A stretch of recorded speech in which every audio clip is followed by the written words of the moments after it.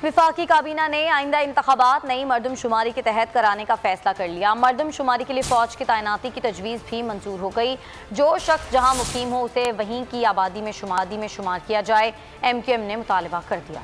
पहले मरदमशुमारी फिर इंतखाबात, तय हो गई ये बात। वफाकी काबीना ने इलेक्शन 2023 नई मरदमशुमारी के तहत कराने की मंजूरी दे दी। 7वीं मरदमशुमारी के लिए फ़ौज भी तैनात की जाएगी। MQM ने मरदमशुमारी के तरीक़ेकार पर एतराज़ उठाया। कहा जो शख्स जहाँ मुकीम है उसे वहीं गिना जाए। इजलास के बाद ब्रीफिंग में वज़ीर इत्तलात ने इतला दी कि डी ज्यूरे सिस्टम इस्तेमाल होगा।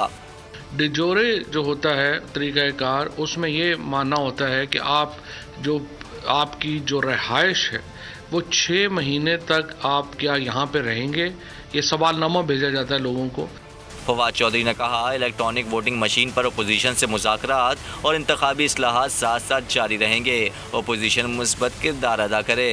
बहुत ज़ोर लगाकर, बहुत मेहनत करके कोशिश की गई है कि अपोजिशन को इलेक्टोरल रिफॉर्म्स के ऊपर उनके साथ बातचीत की जाए, लेकिन अभी तक अपोजिशन की तरफ से कोई मौसर जवाब उस ज़मन में आगे नहीं आ रहा।